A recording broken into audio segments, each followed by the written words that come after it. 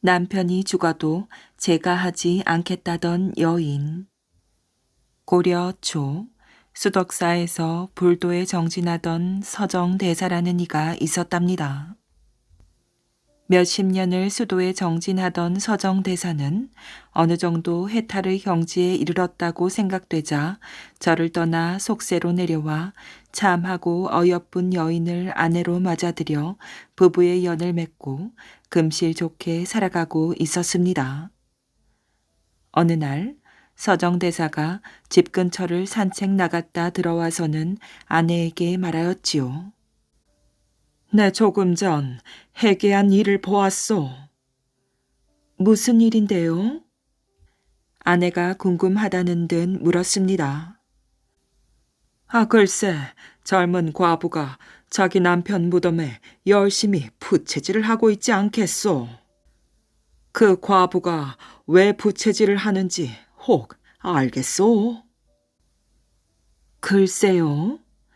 아마 남편이 화병으로 돌아가서 죽은 후에나마 그것을 위로하는 것이겠지요. 서정대사는 큰 소리로 웃음을 터뜨렸답니다. 하하하, 나도 처음에는 그리 생각했소만 그 과부의 말이 남편의 무덤에 흙이 마르기 전에는 제가 할 수 없다고 하니 흙을 빨리 마르게 하려고 그런답디다 하더군. 여자의 마음이란.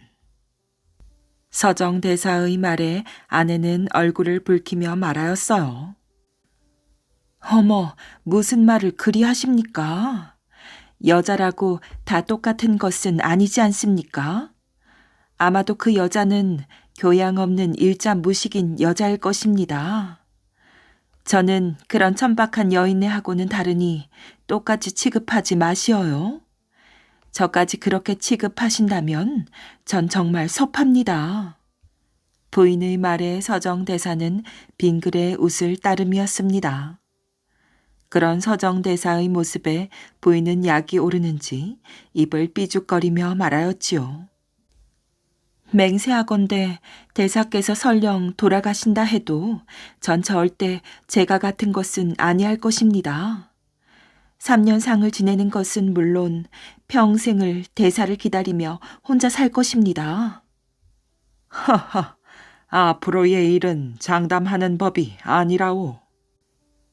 아니, 대사께서는 저를 믿지 못한다는 말씀입니까? 저는 어엿한 대사의 아내입니다. 대사께서 자기 아내를 믿지 못한다니 이런 경우가 어디 있단 말입니까? 알겠어, 부인. 당신이 그리도 나를 사모하는 줄은 몰랐구려. 네, 사과하리다. 그런 대화가 있은 지 며칠이 지나지 않아 서정대사는 이유 없이 시름시름 알아 누웠습니다. 아내는 지극정성으로 서정대사를 보살폈지만 병세는 더욱 악화되어만 갔답니다. 고운 노을이 창문을 봉숭아 빛으로 물들이던 어느 저녁 무렵 서정대사는 자신의 수명이 다했음을 느꼈는지 아내의 손을 잡으며 말하였지요. 내 이제 가야 할 날이 머지 않았나 보. 부인을 두고 가려니 마음이 편치 않구려. 내가 죽거든 개의치 말고 좋은 사람을 골라 제가 하도록 하시오. 아내는 서정대사의 말에 일전의 대화가 떠올랐는지 흥분하며 말했습니다. 아니, 무슨 말씀을 그리 하십니까? 일전에도 말씀드렸듯이 저는 제가 같은 것은 하지 않을 것입니다. 그렇게 믿지 못하신다면 제가 이 자리에서 먼저 죽겠습니다. 아니, 그렇게 할 필요는 없소. 부인의 마음은 내 죽어서도 잊지 않으리다. 이젠 진정으로 편히 눈을 감을 수 있겠소. 서정대사는 그렇게 말하고는 편안한 모습으로 숨을 거두었습니다. 서정대사는 불가의 몸으로 세속에 나와 젊은 아내를 맞아 세속적인 삶을 누리다가 그렇게 세상을 떠났습니다. 과부가 된 부인은 남편의 시체를 좋은 관에 안치하고는 서글프게 곡을 하였지요. 서정대사가 급서했다는 소식에 많은 조문객이 찾아왔어요. 하지만 부인은 방에 집거한 채 그 누구와도 만나려 하지 않았습니다. 그렇게 며칠이 지난 어느 날이었어요. 한 청년이 늙은 하인을 앞장 세워 찾아왔지요. 청년은 서정대사의 관이 안치된 방 안에 들어서자마자 큰 소리로 통곡했답니다. 젊은이는 스스로를 서정대사의 제자라고 소개한 뒤 그날부터 대사의 관 곁에 머물러 꼼짝하지 않았지요. 그렇게 다시 며칠이 지나도록 청년은 그 방을 벗어나지 않았습니다. 자신의 방에서 나오지 않던 부인에게도 이 청년의 이야기가 들려왔지요. 부인은 아무리 제자라고는 하나 그토록 남편의 죽음을 애도하는 그 젊은이가 어떤 사람인지 궁금하였어요. 부인은 마침내 고맙다는 인사라도 해야겠다는 생각에 남편의 관이 있는 방으로 가서 그 청년을 만나 이야기를 나누었습니다. 대사의 죽음을 이렇게 애도해 주시니 감사할 따름입니다. 아닙니다, 부인. 그간 얼마나 상심이 크셨습니까? 이렇게 대화를 시작한 부인과 청년은 이런저런 이야기를 나누었어요. 그러는 동안 부인은 청년의 수려한 외모와 총명함에 조금씩 호감을 갖게 되었어요. 그 후 부인과 청년의 만남은 잦아졌고 두 사람의 관계는 더욱 깊어졌습니다. 서로를 바라보는 눈길 또한 애절하기 그지없게 되었지요. 그러던 어느 날 청년이 부인에게 말하였어요. 부인의 마음이 저의 마음과 같을 것이라 믿습니다. 하지만 지고하신 대사님의 부인과 제가 깊은 사이가 된다면 세상의 모든 사람들이 우리를 두고 말이 많을 것입니다. 사태가 어지러워져 부인에게 폐를 입히기 전에 저는 이만 떠날까 합니다. 부인은 깜짝 놀라 청년의 손을 잡으며 매달렸어요. 그것이 무슨 말이오? 남편은 죽고 없는데 우리가 함께하지 못할 이유가 어디 있단 말입니까? 사람들의 이목 같은 것은 상관없습니다. 도련님만 괜찮다면 혼례 준비는 제가 알아서 할 터이니 걱정하지 마십시오. 그리하여 부인은 청년과 혼례를 치르기로 약조하고는 혼례 준비를 서둘렀습니다. 부인은 우선 하인들에게 서정대사의 관을 뒤쪽 헛간에 옮기도록 하고 자신이 쓰던 방을 신방으로 꾸미도록 하였습니다. 그리고 자신은 그날로 소복을 벗어버리고 빛깔 고운 옷으로 갈아입었지요. 기다리던 혼례일이 되었습니다. 곱게 몸단장을 하고 신부옷을 입은 부인은 하늘에서 내려온 선녀 같았어요. 청년은 부인의 아름다운 모습에 넋을 잃은 듯 하였지요. 부인은 두근거리는 마음으로 혼례를 치르고 청년의 손에 이끌려 신방으로 들어갔어요. 신랑이 된 청년이 한박 웃음을 지으며 호롱불을 껐답니다. 그때였어요. 갑자기 신랑이 쓰러지면서 온몸을 뒤틀더니 입에서 허연 거품을 뿜어내었지요. 부인은 갑작스러운 병고에 깜짝 놀라 청년이 데리고 온 하인을 불렀습니다. 여보게 하라범, 이것이 무슨 일이란 말이오? 늙은 하인은 송구스러운 듯 부인에게 말하였어요. 마님, 실은 도련님께서는 어릴 적부터 발작하는 병이 있었습니다. 요사이 발작이 없어 이젠 다 나으신 줄 알았더니. 아니, 그럼 나을 수 있는 약도 없단 말이오? 용한 약이 있기는 하지만 워낙 구하기가 어려운 것이라. 늙은 하인이 말끝을 흐리자 부인은 다급해져서 물었습니다. 그게 무엇이오? 내 어떻게든 구해볼 터이니 어서 말해보시오. 늙은 하인은 우물쭈물하더니 대답하였어요. 그것은 다름이 아니라 사람의 고리옵니다. 도련님의 아버님께서는 발작이 일어나면 노비들 중 한 명을 죽여 그것을 구했습니다. 부인은 눈앞이 캄캄하였어요. 이제 겨우 젊은 신랑을 만나 행복하게 살 수 있나 했는데 그녀는 자신도 모르게 눈물을 흘렸습니다. 아니, 어찌 그런... 부인은 어쩔 줄을 몰라 방 안을 왔다 갔다 하며 고민하였어요. 그러던 순간 갑자기 눈물 범벅이 된 부인의 얼굴에 돌연 미소가 떠올랐지요. 하라범, 죽은 사람의 골은 쓸 수 없는 것이오? 제가 알기론 죽은 지 오래되지 않은 것이라면 그다지 문제될 것은 없다고 들었습니다. 늙은 하인의 말에 부인은 결심한 듯 잠옷 비장한 목소리로 말하였어요. 그렇다면 내 당장 구해오리다. 부인은 서둘러 자신의 남편 서정대사의 관이 놓여있는 헛간으로 달려갔어요. 주위는 어두웠으나 부인은 두려울 것이 없었지요. 초야도 못 치르고 젊은 신랑을 보낼 수는 없는 노릇이었어요.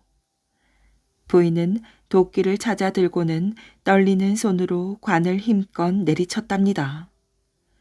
그런데 다음 순간 관의 뚜껑이 저절로 스르르 열렸어요. 깜짝 놀란 부인은 벌어진 입을 다물지 못한 채 뒤로 나자빠졌답니다. 이어 관 속에 누워있던 서정대사가 유유히 일어나는 것을 본 부인은 그만 입에 거품을 물고 기절하고 말았지요. 서정대사는 한숨 잘 잤다는 듯 기지개를 켜고는 쓰러진 부인을 바라보며 빙긋 웃었어요. 잠시 후 정신을 차린 부인은 방 안에 누워있는 자신을 발견하고는 주변을 살펴보았지요. 분명 이곳은 신방을 차렸던 곳인데. 부인이 일어나자 서정대사가 다가와 자신의 수의를 살피며 말하였어요. 부인, 이제야 정신을 차리는구려. 헌데 내가 왜 이런 옷을 입고 있는지 기억이 나지 않는구려. 부인은 놀란 가슴을 진정시키며 말하였어요. 당신은 한 달 전에 돌아가셨어요. 기억이 나지 않으시는 모양이군요. 제가 그동안 얼마나 적적한 시간을 보냈는지, 얼마나 많은 눈물을 흘리며 지냈는지 모르실 거예요. 부인은 이렇게 시치미를 떼면서 방 안을 살펴보았지요. 분명 신방이 맞는데 신랑과 하인은 물론 신방의 모습은 어디로 사라졌는지 감쪽같이 없어졌답니다. 부인은 문득 그것이 문제가 아님을 느꼈어요.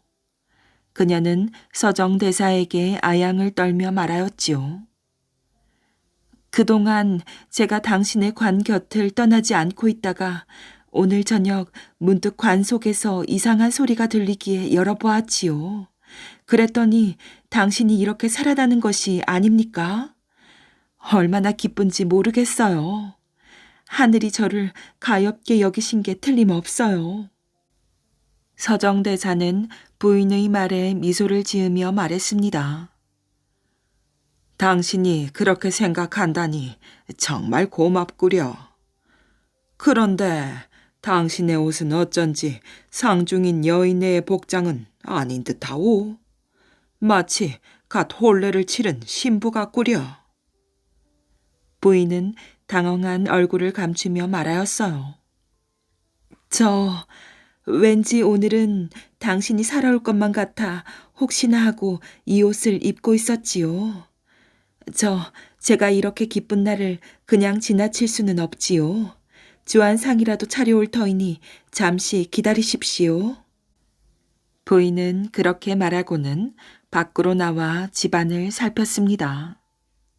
청년과 늙은 하인은 어디서도 찾을 수 없었지요. 안도의 한숨을 내쉬며 아마도 대사가 살아난 것을 알고는 어디론가 숨었나 보다고 생각하였어요. 부인은 급히 주안상을 차려 방으로 들어가 대사에게 온갖 애교를 부리며 술 시중을 들었습니다. 서정 대사는 취기가 돌자 흥에 겨운 듯 노래 한 자락을 뽑았지요. 봄날의 꽃과 같은 어여쁜 얼굴에 초생딸 같은 두 눈썹, 겉으로 보기엔 아름답지만 부부는 안 될 말일세. 도끼로 머리를 노린다면 즐기는 낮잠도 모두 글렀다네. 서정 대사가 노래를 마치자 청년과 노인이 불쑥 방 안으로 들어왔어요. 부인은 너무 놀라 또 한 번 그 자리에서 기절하고 말았습니다. 서정 대사는 술잔을 마저 비우고 호탕한 웃음을 터뜨리며 밖으로 나갔습니다. 서정 대사의 웃음소리는 쓸쓸한 가을바람 소리 같기도 했고 사랑 눈이 온 세상을 덮는 날밤 천지를 맴도는 세찬 강풍 같기도 하였지요. 서정 대사가 밖으로 나가자 청년과 늙은 하인의 모습은 한낮 헛개비처럼 천천히 허공으로 사라졌습니다.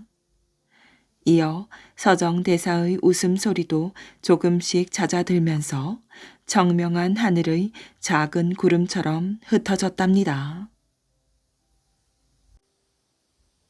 농부의 도벽을 버리게 한 선비. 옛날 옛적 시골의 한 농부가 밥술이나 먹는데도 항상 남의 물건을 훔치는 도벽이 있었답니다. 하루는 이웃에 사는 가난한 선비 집에 오직 하나밖에 없는 솥을 훔치러 들어갔지요. 그런데 안방에서 흘러나오는 얘기가 여보, 쌀이 어디에서 나서 이 죽을 끓였단 말이오? 라고 선비가 추궁을 하자 그게 며칠째 굶을 수가 없어 집 앞 농부의 논에 벼가 마침 익었길래 밤에 몰래 5홉 정도 훑어 죽을 끓였어요. 그리고 농부에게는 뒤에 얘기하고 바느질을 해주어 갚을 터이니 염려 마세요. 라고 그의 아내가 대답을 하는 거였어요. 그러자 선비는 남의 물건을 훔쳤으니 회초리를 맞아야 하니 빨리 매를 만들어 오시오. 라고 해서 매를 치더니 죽을 내다 버리라고 해서 죽을 모두 버린 선비의 아내는 서러워 울고 있었지요. 그런데 이 모습을 본 농부는 그 논이 자기의 논이었는데도 선비의 행동에 너무나 감동되어 자신의 도벽을 반드시 고치겠다고 결심하였어요.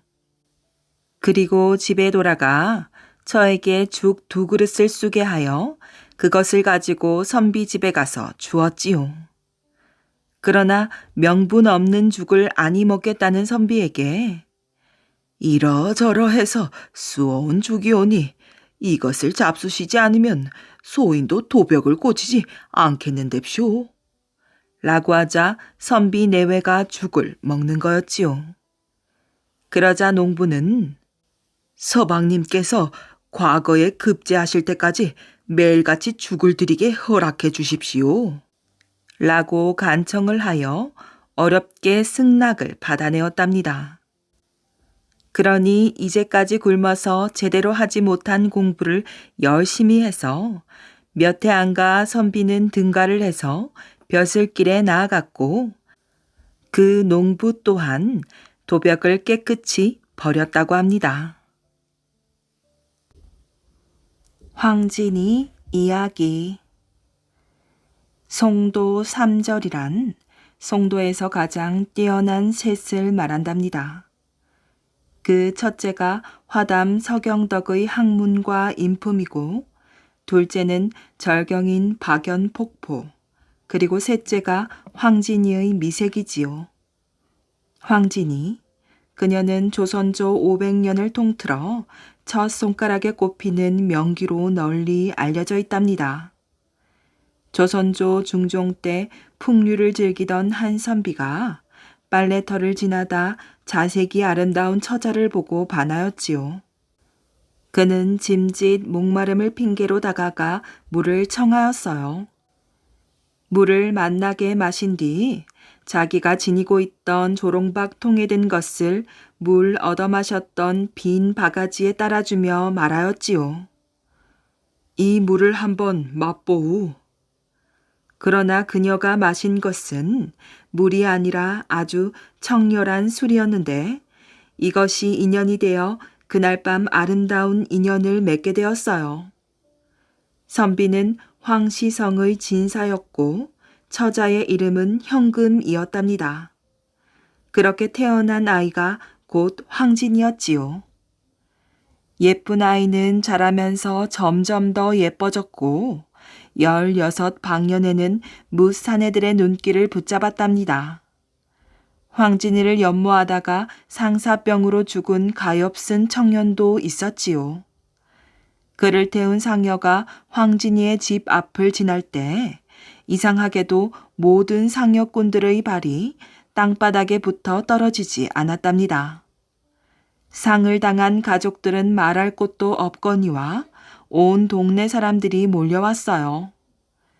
청년의 소식을 뒤늦게 들은 황진이가 자신의 옷을 상여에 올려놓으며 청년의 극락왕생을 빌어주었지요. 그때서야 상여꾼들의 발이 땅에서 떨어져 장지로 향할 수 있었답니다.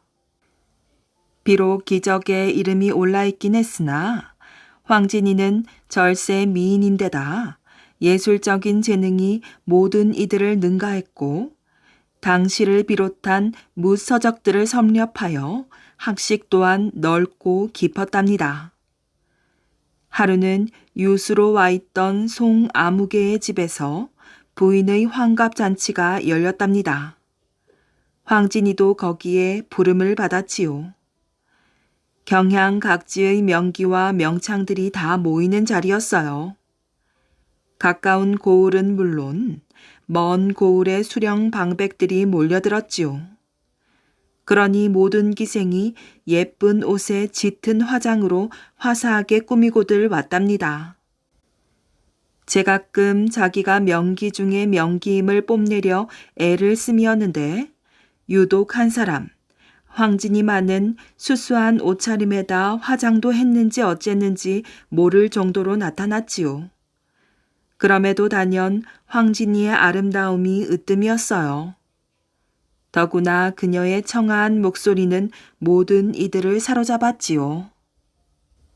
그 잔치에는 가야금의 국수라 추앙받는 악공 엄수라는 이도 참석하였지요. 그는 칠순의 노령이었답니다. 그는 황진이의 창을 다음과 같이 극찬하였어요. 과연 선녀로다.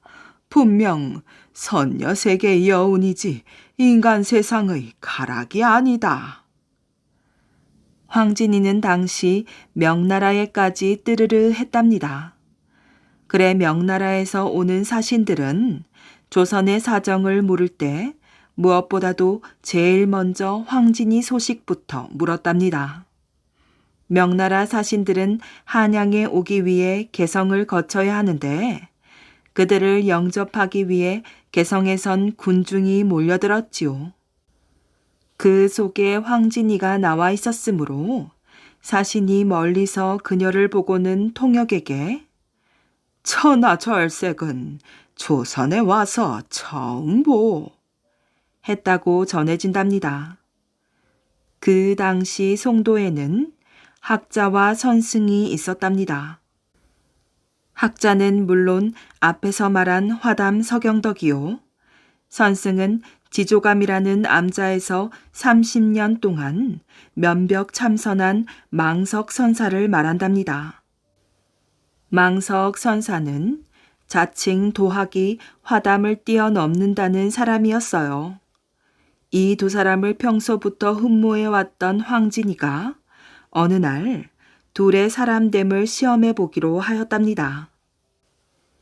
황진이는 먼저 화담 선생을 찾아가 가르침을 받게 해달라고 하여 허락을 받았지요. 며칠을 공부하러 다니다가 하루는 밤에 돌아가기가 무섭다며 같은 방에서 자고 공부했으면 좋겠다고 하자 화담은 쾌히 승낙을 하였어요. 그러나 그런 생활을 계속하며 별별 수단을 다 써 유혹하여도 화담 선생은 그야말로 돌부처였지요. 그녀는 속으로 화담은 그야말로 대성인이시다 하고 그 다음부터 절대로 화담 선생을 유혹하지 않았답니다. 그러면서 화담 선생을 만나면 송도에 삼절이 있는데 그건 박연폭포와 하담 선생 그리고 저 황진이지요. 라고 농담처럼 말하곤 하였지요. 황진이는 이번에는 망석 선사를 찾아가 제자로 받아달라고 청하였어요. 그러나 선사는 벽만 바라본 채 원래 여자는 가까이 할 필요가 없는 존재라며 아주 냉랭하게 거절하였지요. 지조감에서 나오며 황진이는 오냐 어디 두고 보자. 점잖은 고양이가 먼저 부뚜막 위에 올라가는 법이지 하며 속으로 다짐하였어요. 그러고는 며칠 뒤 소복 단장으로 지조감의 방을 하나 얻어 죽은 남편을 위한 백일 기도를 드린다는 거짓말로 자기가 쓴 축원문을 아주 청아한 목소리로 슬프고도 슬프게 읽고 또 읽었답니다. 그런 날이 하루 이틀 지나고 또 그렇게 몇 번 지나자 무심했던 노 선사의 마음이 동하기 시작했고 드디어는 감동을 받아 황진이에게 눈길까지 보내게 되었지요. 그렇게 하루 이틀이 더 지나자 참선의 경지에 머물던 맑은 마음이 차차 흐려져 황진이와 대화를 나누게끔 되었는데 그 기회를 노린 그녀는 즉시 능란한 교제술로 노 선사를 휘어잡고 말았답니다. 결국 그 망석 선사의 파괴였지요. 우리말에 망석중 놀리듯 한다는 것은 남을 제 맘대로 가지고 놈을 뜻하는 것이랍니다. 10년 공부 나무아미타불도 다 여기에서 전해진 것이라는 견해가 있지요. 청산리 벽개수야 시감을 자랑 마라. 일도 창해하면 다시 오기 어려우니 명월이 만공산 할 때 쉬어간들 어떠리. 위의 시조는 우리에게 널리 알려진 황진이의 작품이랍니다. 이 시조 종장의 명월이 황진이의 자인이 벽개수는 누구일까 하여 서화담이라고도 하고 또 누구라고도 하고 억측이 분분하지요. 당시 왕족 중에 이 아무개가 벽개수라는 호를 가졌는데 그는 물수가 아닌 지킬 수를 썼다고 하니 벽개수가 누구였는지 불분명하답니다. 벽개수는 늘 입버릇처럼 세상 사람들은 황진이를 한 번만이라도 봤으면 하지만 만약에 내가 황진이를 만나면 그 자리에서 천하의 요망한 년이라고 욕을 퍼붓고 멀리 쫓아버리겠어. 라고 말하였지요. 그 소문을 접한 황진이가 호호호 웃고 나서 내게 그러는지 한번 봐야겠구나 하고는 은밀히 사람을 보내 만월대를 구경시켜 줄 테니 한번 데려오라고 하였지요. 벽개수가 만월대에 구경 온 것은 늦가을 달 밝은 때였어요. 그때 소복 단장으로 나무 뒤에 서 있었던 황진이가 슬며시 나타나 그의 말고삐를 잡으며 청산리 벽개수야 하고 노래 부르니 말 위에서 그 어여쁜 자태와 청아한 목소리에 황홀해져 그만 낙마하고 말았답니다. 황진이가 나직이 웃으며 말하였어요. 나리께선 어찌 이 황진이를 당장 쫓지 않으셨는지요? 벽개수는 부끄러워 아무 말도 할 수가 없었다고 합니다. 황진이의 송도 회고지가 또한 널리 유명하지요. 500년 도읍지에 필마로 돌아드니 산천은 의국헌을 인정은 어디 간고 두어라 고국 흥망을 물어 무삼하리오. 황진이가 지은 많은 시가 국문학상 보배로우니 송도 3절 중 하나인 박연폭포를 읊은 한 시 한 편을 더 소개합니다. 한 줄기 긴 폭포 구렁으로 쏟아지니 충충하게 개는 용늪 백길 이루었다.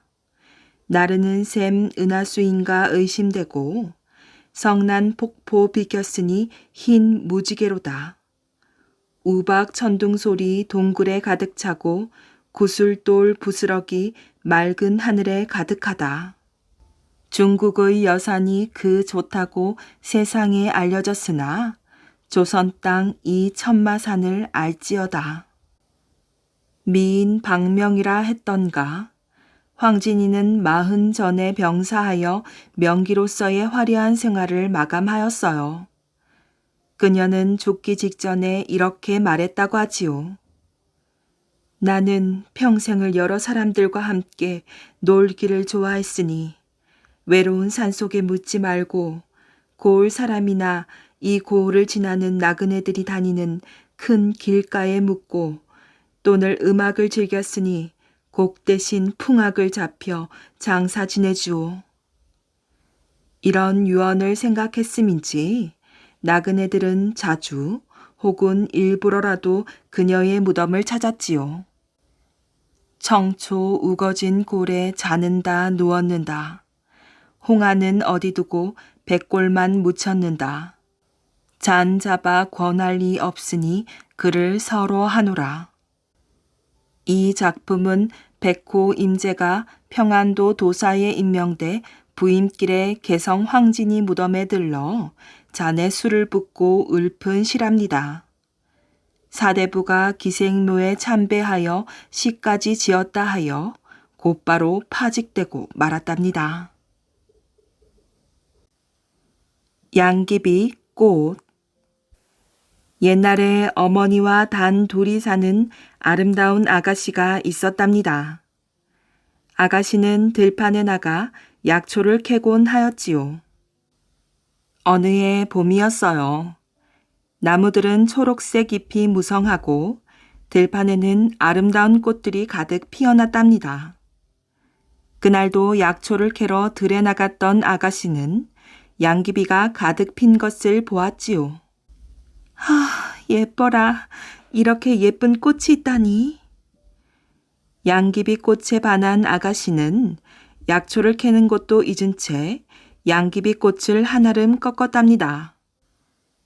마침 실과 바늘을 가지고 있었던 아가씨는 자기 옷을 온통 양귀비 꽃으로 장식하였지요. 그래서 아가씨가 걸어가면 커다란 양귀비꽃 다발이 걸어가는 것처럼 보였답니다. 마침 그때 3명의 여신들이 그 들판을 지나가게 되었어요. 여신들은 그 아가씨가 움직이는 것을 보고 재미있어서 깔깔거리며 웃어대었지요. 그때까지 한 번도 웃은 일이 없는 막내 여신도 소리 높여 웃었답니다. 그러자 두 언니 여신들은 깜짝 놀라며 기뻐하였어요. 언니 여신들은 아가씨에게 다가와서 말하였지요. 너는 지금까지 한 번도 웃은 일이 없는 우리 막내를 웃게 해주었단다. 감사의 표시로 선물을 하고 싶구나.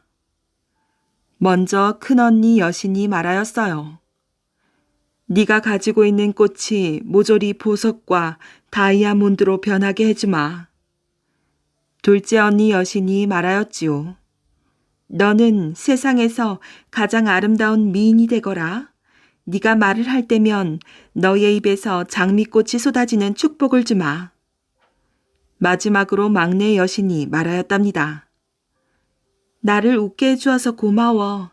나는 이 들판을 지나가는 왕이 너를 보고 반해서 왕비로 맞이하도록 축복해주마. 이렇게 새 여신의 축복을 받은 아가씨는 한순간에 몰라보게 변하였답니다. 그도 그럴 것이 세상에서 가장 아름다운 아가씨가 보석과 다이아몬드로 장식된 옷을 입고 있었으니까요. 마침 그곳을 지나가던 왕이 그 아가씨를 보았답니다. 왕은 믿기지 않는 듯 한동안 물끄러미 바라보다가 말하였지요. 그대는 사람인가? 아니면 요정인가? 사람입니다. 아가씨가 말하였어요. 가까이 오시오. 나는 이 나라의 왕이오. 나와 함께 왕궁으로 갑시다. 왕은 아가씨를 말에 태우고 왕궁으로 갔답니다. 왕의 어머니가 아가씨를 보고 놀라서 말하였지요. 눈부시게 아름다운 이 아가씨는 누구냐? 아무래도 사람이 아닌 듯 싶구나. 염려 마십시오, 어머니. 이 아가씨는 사람입니다. 어머니, 저는 이 사람을 아내로 삼고자 합니다. 허락해 주십시오. 왕의 어머니는 기꺼이 허락하였어요. 곧 두 사람의 결혼식이 성대하게 거행되었답니다. 그리하여 여신의 축복을 받은 아가씨는 왕비가 되어 더없이 행복한 나날을 보내고 있었지요. 어느 날 남편의 머리를 빗겨주던 왕비는 깔깔 웃었답니다. 왜 그렇게 웃으시오? 왕이 묻자 왕비는 조금 주저하다가 대답하였지요. 사실은 말입니다. 당신의 수염이 꼭 내 방에 있던 빗자루같이 생겼거든요. 그러니 어떻게 안 웃을 수가 있겠습니까? 그런데 그 말을 들은 왕은 불같이 화를 내었어요. 뭐라고? 당신 방에 있던 빗자루 같단 말했소? 감히 나를 빗자루와 비교한단 말이오. 나를 모욕하다니 도저히 당신을 용서할 수가 없소. 왕은 곧 대신들을 불러서 왕비를 재판하라고 명령하였지요. 왕의 눈치를 보던 대신들은 왕비에게 사형 송고를 내렸답니다. 왕비는 슬픔에 빠져 있었어요. 그런데 왕비를 축복해준 3명의 여신이 그 사실을 알게 되었지요. 어리석게도 왕의 수염을 빗자루와 비교하다니. 하지만 왕비를 그냥 죽게 할 수는 없어. 그래요. 그 순진한 왕비가 얼마나 겁을 먹고 있겠어? 우리가 준 축복 때문에 죽게 되는 걸 보고만 있을 수는 없지. 왕비를 구해낼 좋은 방법을 생각해봐요. 여신들은 머리를 맞대고 의논하였어요. 얼마 후 그 나라의 항구에 세 척의 거대한 군함이 들어왔답니다. 그 군함에는 3사람의 늠름한 청년들이 타고 있었지요. 세상에, 멋진 군함이 3척이나 들어왔어. 이렇게 멋진 배는 처음이야. 사람들은 처음 보는 광경에 너도 나도 바닷가로 구경을 나왔답니다. 외국의 군함 3척이 도착한 사실은 왕에게 보고되었지요. 배에서 내린 3 젊은이가 왕궁을 방문하였어요. 왕은 화려한 옷을 입고 외국 손님을 맞이하였지요. 그런데 이 젊은이들은 바로 여신들이 변신한 것이었어요. 왕과 인사를 나눈 3 젊은이가 말하였답니다. 듣자 하니 전하께서 우리가 잃은 누이 동생을 왕비로 삼으셨다지요? 아니, 그렇다면 당신들은 왕비의 오라버니 되는 사람들이요. 그렇습니다. 누이 동생을 잘 보살펴 주셔서 참으로 감사합니다. 이렇게 만나게 되어 반갑소. 왕은 몹시 당황했지만 3 젊은이를 왕비의 방으로 안내해 줄 수밖에 없었답니다. 왕비의 방으로 가서 자기들끼리 남게 되자 3 여신은 신분을 밝히고 나서 말하였지요. 왕비가 되었으면 행복하게 살아야지. 대체 왜 그렇게 어리석은 말을 하였어? 하지만 걱정하지 마. 우리가 좋은 방법을 생각해내었으니. 자, 너에게 다이아몬드와 보석이 장식된 이 황금 빗자루를 줄게. 이것을 문 뒤에 걸어놓거라. 왕이 들어와서 이게 무엇냐고 묻거든 너의 방에서 쓰던 빗자루라고 대답하렴. 그러면 왕이 너를 용서할 것이야. 그리고 앞으로는 말을 조심하렴. 새 젊은이는 곧 왕에게 작별 인사를 하고 군왕과 함께 다시 그 나라를 떠났답니다. 젊은이들이 떠난 후 왕은 왕비의 방으로 가보았지요. 그리고 문 뒤에 걸린 황금 빗자루를 보았어요. 보석과 다이아몬드가 장식된 아름다운 빗자루였답니다. 이건 무엇이요? 왕이 물었어요. 이게 바로 당신의 수염을 닮았다는 그 빗자루입니다. 제 방에서 쓰던 것을 오라버니들이 가져다 주셨습니다. 그 말을 들은 왕의 얼굴이 환해졌답니다.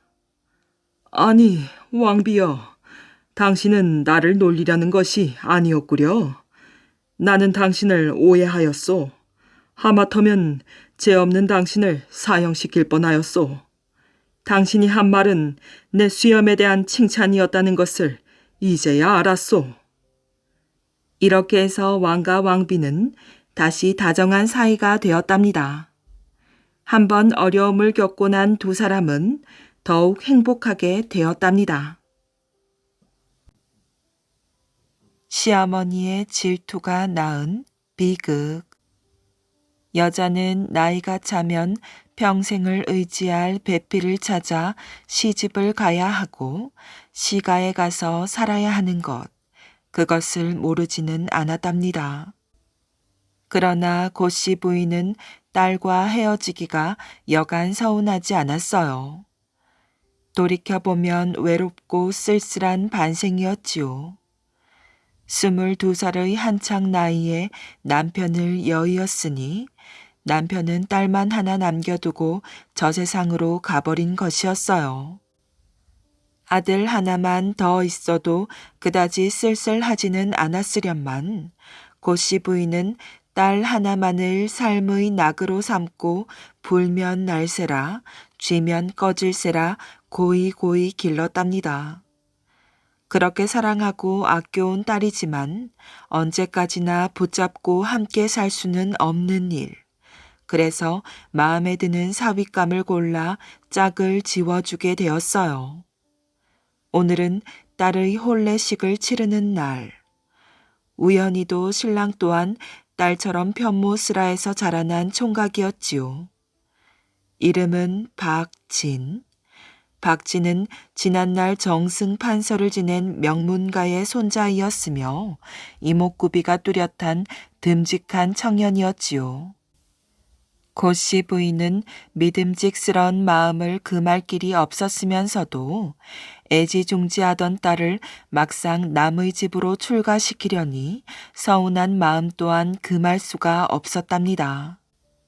그래서 고씨 부인은 사위에게 몇 번씩이나 다짐을 하였어요. 여보게 사위, 미거한 자식이라 아무것도 모르네만 잘 데리고 살아주게. 내가 일찍이 청상과부로서 저것 하나 기르는 재미로 이제껏 살다가 자네에게 보내는 것일세. 아무쪼록 귀여워해주게. 잘 알겠습니다, 장모님. 사위는 시원스레 대답하며 고개를 숙였지요. 이 말에 시어머니 될 사람, 즉 박진의 어머니도 저도 마찬가지라우 사돈. 새 며느리를 보는 기쁜 마음도 크지만 이제까지 키워오고 나 혼자 데리고 살며 위해주고 싶은 자식을 며느리한테 빼앗기는 것만 같은 아쉬운 마음이 드는군요. 하고 웃었어요. 고씨 부인도 따라 웃었지요. 신방을 꾸민 새신랑 신부의 금실은 원앙이 부러워할 만큼 좋았답니다. 박쥐는 아름답고 귀여운 아내를 한껏 사랑해 주었고 아내 또한 상냥스럽게 남편을 모셨지요. 그들은 잠시도 떨어져 있으려고 하지 않았고 틈만 나면 함께 방에 들어앉아 사랑을 속삭였어요. 즐거운 웃음이 그들의 방에서 떠나지 않았으니 이들의 사랑이 익어가면 익어갈수록 견딜 수 없이 초조해지는 것은 시어머니였답니다. 아들 내외의 신방은 그녀의 방과 마루 하나를 사이에 두고 있을 뿐이었어요. 아들과 며느리의 간지럽고도 교태스런 웃음소리를 들을 때마다 시어머니는 가슴에 무엇이 치올라 오는 듯해서 견딜 수가 없었답니다. 온갖 정성과 사랑을 다 쏟아 기른 자식이 아니었던가.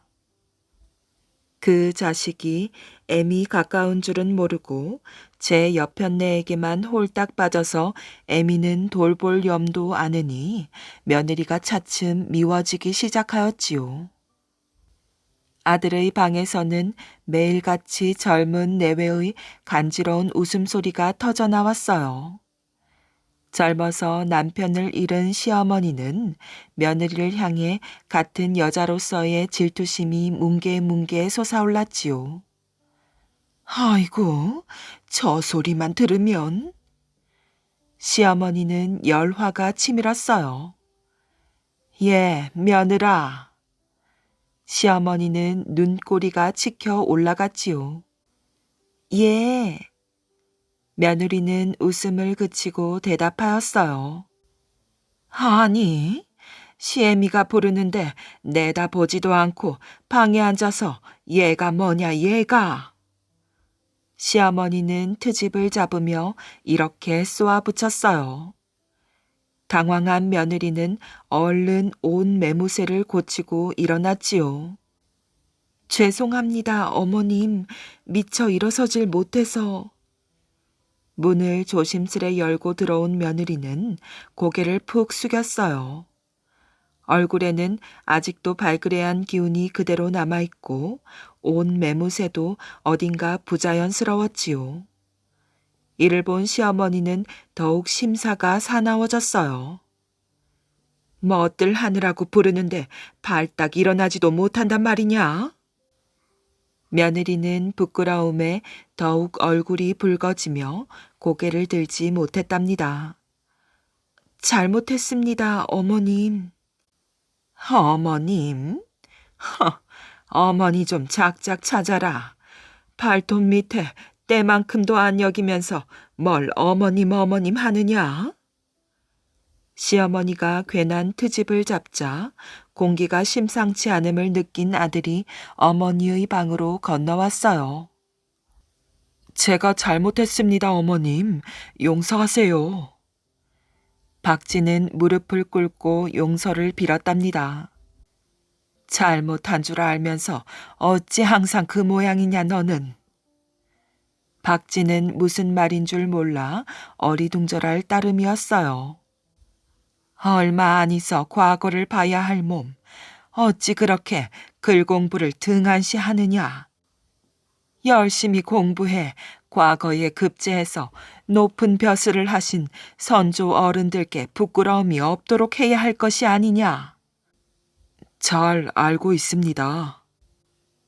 잘 알고 있다는 것이 겨우 요 모양이란 말이냐. 좋은 날을 잡아 애미가 제 방에 들게 한 것도 아닌데 모든 책은 다 제쳐놓고 제 맘대로 불러들여서는. 제가 잘못했습니다, 어머님. 고개를 푹 숙이고 있던 며느리는 겨우 고개를 들고 시어머니를 바라보며 말하였어요. 시끄럽다. 너는 어서 나가 빨래나 하거라. 시어머니는 표독스럽게 쏘아붙였어요. 예? 빨래라니요. 빨래는 아까 낮에 전부 해놓았는데요. 그리고 이 밤중에. 지금은 잠자리에 들어야 할 시간이었어요. 이 밤중에 빨래를 하라니 이게 웬 아닌 밤중에 홍두깨냐 싶어 며느리는 의아스러웠지요. 밤중엔 빨래하지 말란 법이라도 있더냐? 그 무슨 말대꾸냔 말이야. 시어머니는 또 혀를 찼답니다. 그래도 이젠 빨랫거리가 하나도 없는데요. 안쪽 바깥쪽들 헌옷도 없다더냐? 예? 어머니의 말에 젊은 내외는 깜짝 놀라 고개를 들었어요. 며느리는 눈에 물기가 핑 돌며 입술을 지그시 깨물었지요. 어머니, 그건 양반집 며느리가... 참다 못한 아들이 이렇게 말하자 어머니가 말을 가로막았어요. 양반집 며느리는 시애미 말을 안 들어도 좋다더냐. 그런 뜻이 아닙니다, 어머님. 아들은 안타까운 마음에 애원하다시피 말하였어요. 넌 가서 공부나 하거라. 여자들 하는 일에 참견하지 말고. 박쥐는 말없이 방을 나왔답니다. 며느리도 뒤따라 나왔어요. 그들이 나가자 그녀는 가슴을 치며 통곡을 하는 것이었어요. 아이고 내 팔자야. 전생에 내가 무슨 죄를 지었는지. 며느리는 눈물을 흘리며 집안 종들의 옷가지를 빨아야 했고 방 안에서는 시어머니의 넋두리가 좀처럼 그치지 않았답니다. 과거 날짜가 가까워져 박쥐는 과거를 보러 한양으로 떠나지 않으면 안 되었어요. 행장을 다 꾸린 그는 어머니께 하직 인사를 하였답니다. 어머니, 다녀오겠습니다. 그간 옥체 보증하십시오. 오냐, 몸성이 잘 다녀오너라. 가문을 위해서라도 부디 급제해야 한다. 그게 이 어미의 평생 소원이다. 이어서 어머니는 말하였어요. 지난번에 아랫마을 김진사댁 도령도 글을 짓다가 두고 온 새색시 생각을 하느라 글기가 막혀서 망신을 당했다지 않더냐. 널랑 잡념을 버리고 실수 없도록 하여라. 하하, 어머님도 괜한 걱정이십니다.